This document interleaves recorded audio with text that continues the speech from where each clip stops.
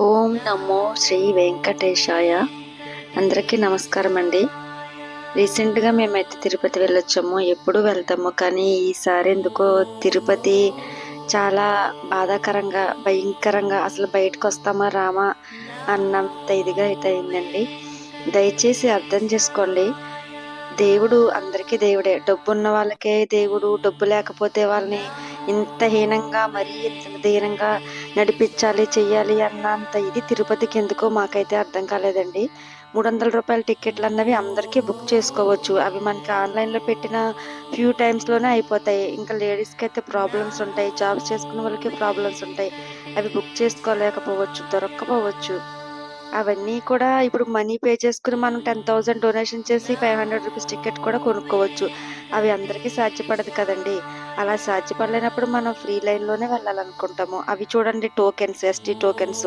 ఇప్పుడు train timings అవన్నీ ఉంటాయి. అవి కాస్త మనకి ఎర్లీ మార్నింగ్ 2 నుంచి 6 లోపు, 5 లోపే అయిపోతాయి. మనకి ట్రైన్ అవి చూసుకున్నప్పటికి మనకి అవి కూడా అవ్వవు. దయచేసి ఫ్రీ లైన్‌ని ఏర్పాట్లు చేశారు, ఓకే. ఆ ఫ్రీ లైన్‌లో వెళ్ళే వాళ్ళకి మీరు ఏమైనా అనౌన్స్‌మెంట్ చేయండి. దర్శనం ఇంత టైం పడతది, మీరు ఇంత టైంకి వెళ్తే మీకిలా ఉంటదని ఫ్రీ లైన్‌లో నుంచునే వరకు కొంచెం అనౌన్స్‌మెంట్ చేయండి. ఎవరికీ ఏమీ తెలియకుండా ముందు వెళ్ళే వాళ్ళ వెనకాలే వెళ్ళిపోతూ ఉంటారు. దారిలో ఏం జరుగుతుందో తెలీదు. అక్కడ అసలు ఏం జరుగుతుందో తెలీదు. లైన్‌లో అసలు ఒక మనుషులు, పిల్లలు, పెద్దలు, ముసలోళ్ళు, చంటి పిల్లలు అసలు 12 గంటలు లైన్‌లో ఆగుతూ నడవటమంటే ఒకసారి ఊహించుకోండి. వీఐపీలందరూ జస్ట్ ఇలా వచ్చి ఇలా చూసుకొని వెళ్ళిపోతూ ఉంటారు. 2 మెట్లు ఎక్కినప్పటికే చాలా ఇదైపోతుంటారు. అందరూ కూడా మనుషులే కదా! వాళ్ళందరూ కూడా 12 గంటలు లైన్‌లో నడుస్తూ, ఓకే, నడుస్తారండి. 12 గంటలు కాకపోతే తిరుపతి వెంకటేశ్వర స్వామి ఫేమస్. దర్శనం చేసుకోవడానికి ఎన్ని గంటలైనా నడుస్తారు.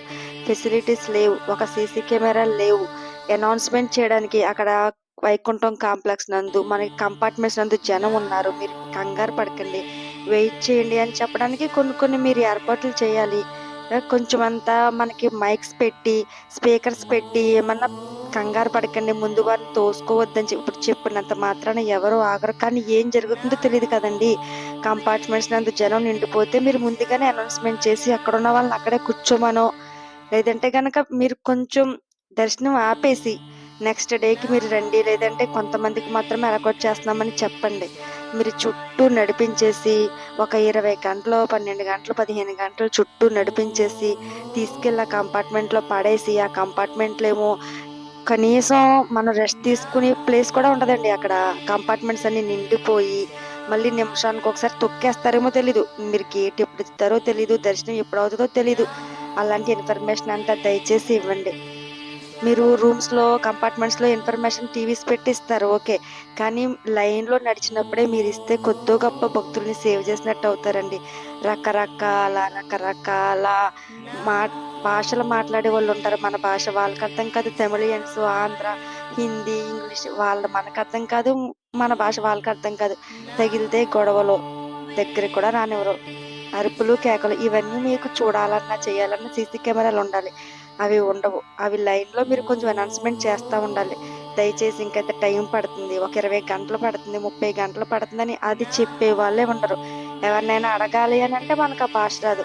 ఇంక చూడాలి, ఈ స్టెప్స్ ఎక్కేటప్పుడైతే ముందున్నవాడు ఒక తోపుతోస్తే కిందకి దొర్లుపోయి పడిపోయినోళ్ళు చాలామంది ఉన్నారండి. ఈ మార్గాలైతే చాలా భయంకరంగా ఉన్నాయి. పిల్లలతో వెళ్ళి ప్లెజెంట్‌గా దేవుని దర్శనం చేసుకోవడం అన్నది చాలా భయంకరంగా మారింది. పవన్ కళ్యాణ్ గారు లడ్డూ వివాదం తీసుకొచ్చి, లడ్డూ ఇలా జరిగిందని చెప్పేసి మీరు మంచిగా చేసి అలా చేశారు. దర్శనం విషయంలో కూడా ఆ ఫ్రీ లైన్‌లో వెళ్ళి భక్తుల ఇబ్బందులు కూడా కొంచెం గమనించి దానిలో కూడా మార్పులు తీసుకురావాలని మేమందరము చాలా ఇదిగా అనుకున్నాం.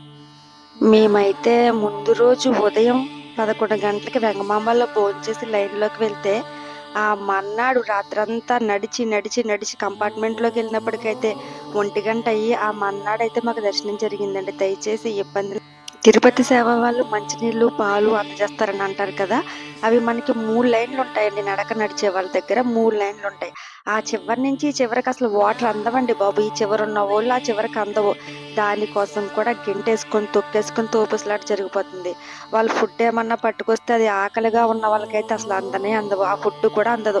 ఆ చివరి నుంచి చివరికి వచ్చేటప్పటికే ఆ జనం దయచేసి లోపలికి మీరే వచ్చి కూర్చున్న ప్లేస్‌లోనే అందజేసి ఏర్పాట్లయితే చేయండి. ఆ పాలు మనుషుల మీద ఒలికిపోయి, వాటర్ అంతా ఒలిగిపోయి అలా చేయకండి. ఒక ప్లేస్‌లో మీరు పెట్టేస్తే జనం మీ మీద పడిపోయి దయచేసి అలాంటివి కూడా ఎంతో మహిమగల ఆ స్వామిని దర్శించుకోవడానికి ఎంతో దూరం నుంచి అయితే వస్తారండి ప్రతి ఒక్కరును. కానీ అక్కడ పడే ఇబ్బందులైతే అంతా ఇంత కాదండి. ఫ్రీ లైన్‌లో ఉచిత దర్శనానికి నడిచే వారి ఇబ్బందులైతే అసలు వర్ణనాతీతమండి.